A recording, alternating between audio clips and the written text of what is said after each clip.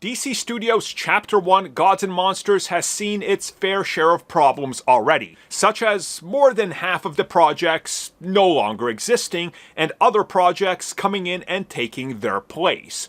So now James Gunn addresses this head on and talks about how, yes, the vision has changed, but the end goal is still the same.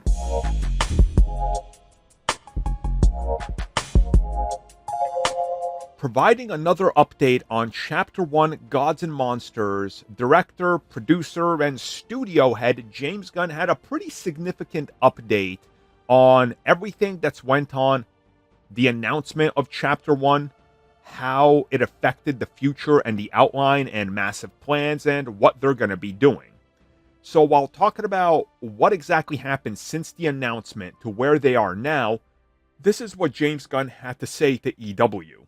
And I quote, "What I know was the overall story of what the DCU was. That was something I pitched to Warner Brothers Discovery CEO David Zaslav before we ever took the job. I'm like, here's the story. There's going to be this movie, this show, this movie, this show, and all these things fit in a different way.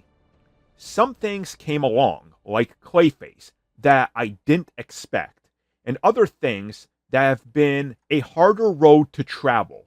But the general outline and that overall story is what we are following, from Superman to Peacemaker to Man of Tomorrow and beyond." End quote.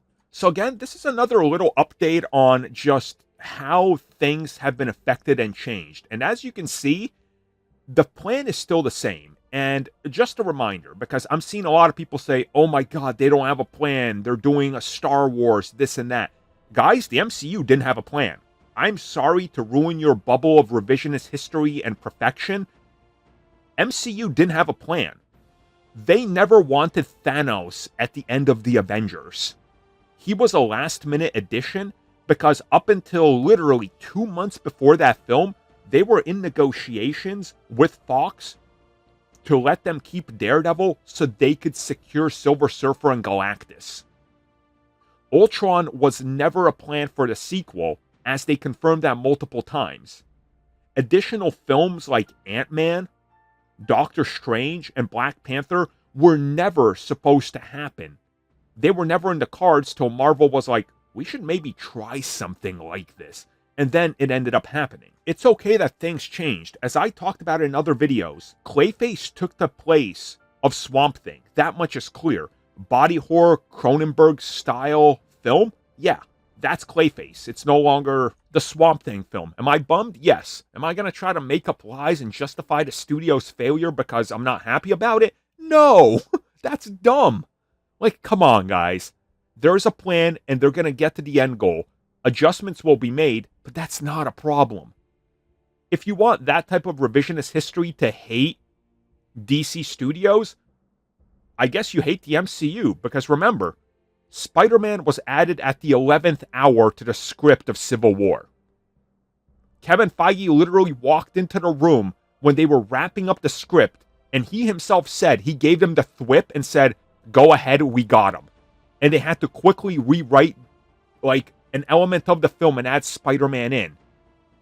So that means the MCU is bad and was bad and Civil War is bad, right? Because they had to adjust, right?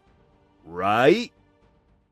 Let's not play the fanboy games, guys. Come on. Thank you for checking out that video, and thank you for your continued support. Feel free to like, share, subscribe, do whatever you will, and if you're so inclined and would like some additional content from us, which includes unfiltered content and bonus discussions, we do offer exclusively in our member section. We hope to see you there. So thank you for watching, and have a good one.